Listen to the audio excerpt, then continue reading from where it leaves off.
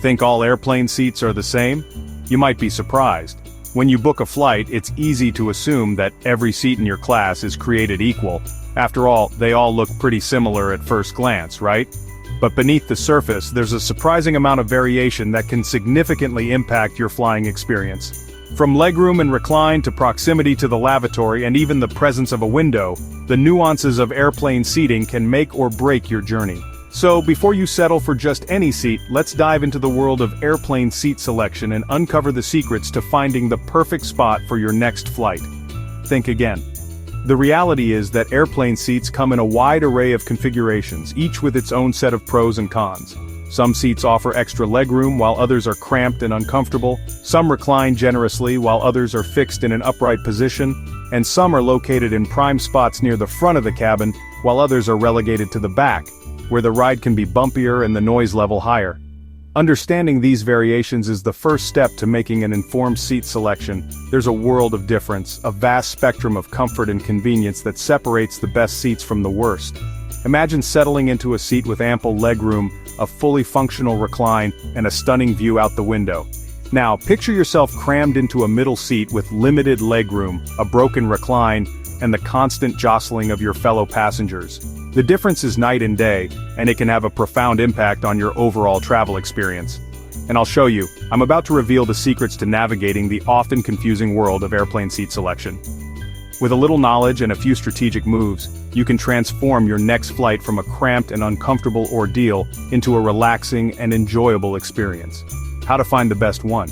We'll explore the various factors that contribute to a great seat, from legroom and recline to proximity to amenities and even the likelihood of turbulence. We'll also delve into the tools and resources that can help you make an informed decision, such as seat maps, online reviews, and expert recommendations. By the end of this guide, you'll be equipped with everything you need to snag the best seat on your next flight and travel in comfort and style. Let's start with the new Airline trick, a clever strategy that can help you secure valuable overhead bin space, especially on crowded flights. This trick revolves around understanding the airline's boarding process and using it to your advantage. Wilma boarding. Wilma, which stands for Window Middle Aisle, is a boarding strategy that some airlines like United are now using to speed up the boarding process.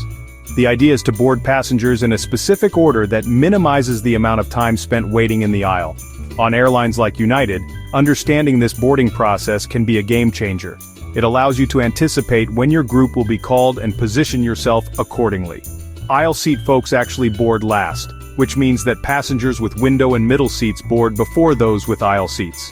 This seemingly small detail can have a significant impact on your ability to find overhead bin space. So if securing overhead bin space is a priority for you, then you need to adjust your seat selection strategy. Overhead bin space, the key is to board as early as possible. And how do you do that when aisle seats board last? Pick a window or a middle seat. By choosing a window or middle seat, you'll be among the first to board the plane, giving you a significant advantage in the race for overhead bin space, or middle seat instead. While the aisle seat might seem appealing for its easy access, sacrificing it for a window or middle seat can be a worthwhile trade-off if you're carrying on luggage. But wait, before you rush to book that window seat, there's another important factor to consider. Not all window seats are created equal. Some window seats, believe it or not, are missing a crucial element: the window itself. Don't even have a window. These windowless window seats are often located near the back of the plane or in areas where the fuselage curves inward. While they may offer the convenience of a window seat, they lack the view and natural light that many passengers desire. Others are right next, and then there are the seats that are situated a little too close for comfort to the lavatories, to the loo, the constant foot traffic, the flushing sounds, and the occasional unpleasant odors can make these seats a less than ideal choice for long flights. Or, lack storage. And let's not forget about the seats that have limited or no underseat storage. This can be a major inconvenience if you're traveling with a personal item or carry-on bag that you want to keep within easy reach. So always check Seat Guru before you finalize your seat selection. Seat Guru is a website that provides detailed seat maps for virtually every commercial aircraft in operation, before you book. Seat Guru allows you to view the layout of the plane, identify the best and worst seats, and read reviews from other passengers. It's an invaluable tool for avoiding unpleasant surprises and ensuring a comfortable flight. Bulkhead seats look roomy. Those seats at the very front of each cabin section often seem like a great option. They offer extra legroom and the absence of a seat in front of you, which can be a welcome relief on long flights. But come with hidden downsides. While bulkhead seats may appear to be a superior choice, they also come with a few potential drawbacks that you should be aware of. No underseat storage. One of the biggest disadvantages of bulkhead seats is the lack of underseat storage during takeoff and landing. Since there's no seat in front of you, you'll have to stow your personal item in the overhead bin, which can be inconvenient if you need to access it during the flight. Fixed armrests. Another common issue with bulkhead seats is that they often have fixed armrests, which means you can't raise them to create more space or lean against your neighbor. This can be particularly uncomfortable on long flights, and often baby bassinets nearby. Bulkhead seats are also frequently designated as bassinet locations, which means you may be seated next to a family with a baby. While some passengers may enjoy the company of little ones, others may find the crying and fussing to be disruptive. For tall folks, it's a win. If you're tall and legroom is your top priority, then a bulkhead seat may still be a good option, despite the potential drawbacks. The extra space can make a significant difference in your comfort level, especially on long flights. For the rest, maybe not. However, if you're not particularly tall or if you value underseat storage and adjustable armrests, then you may want to consider other seating options, and here's a wild one. A fascinating and somewhat eerie aviation mystery that has captured the attention of travelers and aviation enthusiasts alike. The mysterious survival seat, 11A. The story revolves around a specific seat number, 11A.